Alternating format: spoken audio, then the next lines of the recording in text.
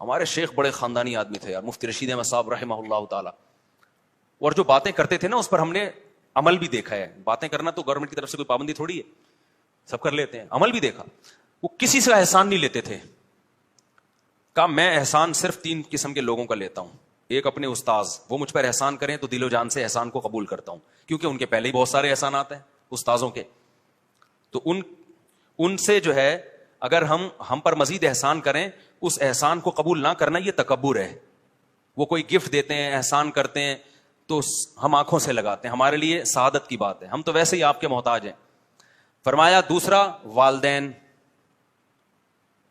والدین آپ پر احسان کر رہے ہیں تو یہ ذلت کی بات نہیں ہے کہ ان کے احسان کے نیچے آ جانا, وہ تو آپ ویسے ہی ان کے احسان, تو وہ خدا نے ان کو ہمارا بڑا بنا دیا ہے.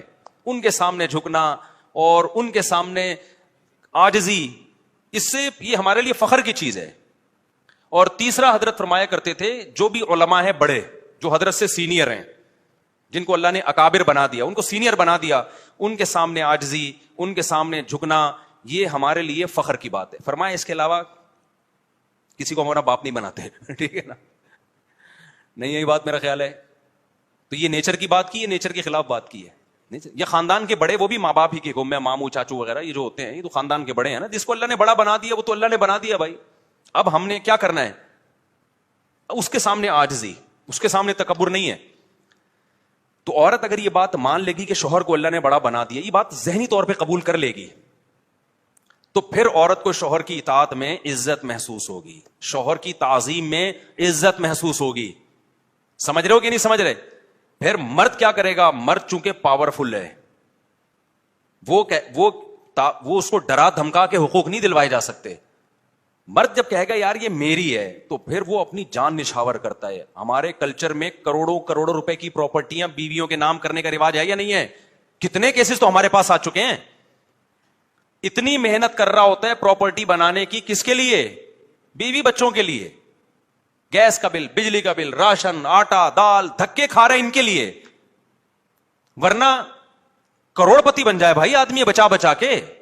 یہ سب اس لیے کر رہا ہے کہ اس کو احساس ہے کہ یہ کس کی ہے, میری. مغربی کلچر نے عورت کے دماغ میں ڈال دیا کہ یہ شوہر سپیریئر نہیں ہے, یہ نیچر کے خلاف ڈالا ہے اس کے دماغ میں. اب جب آپ نیچر کے خلاف چلنا شروع ہوئے تو اللہ نے شوہر کو, مرد کو سپیریئر بنایا. مرد کی آواز سے پتا چلتا ہے سپیریئر ہے, اس کی چال سے پتا چلتا ہے, اس کے حوصلے سے پتا چلتا ہے. آپ نیچر کو کیسے تبدیل کر سکتے ہو بھائی؟ لیکن انہوں نے کر دیا. بڑی محنت کی انہوں نے اس بے غیرتی کو سوسائٹی میں لانے کے لیے. جلدی نہیں ہو گیا یہ کام. ان کا میڈیا 200 سال سے اس میں محنت کر رہا ہے کہ کس طرح ہم بے غیرتی کو انسٹال کریں, انجیکشن میں ڈال کے لوگوں کے کولوں میں گھسائیں اس کو, انجیکشن کو, تاکہ اچھی طرح بے غیرتی. اتنی جلدی نہیں ہو گیا, بہت ٹائم لگا ہے.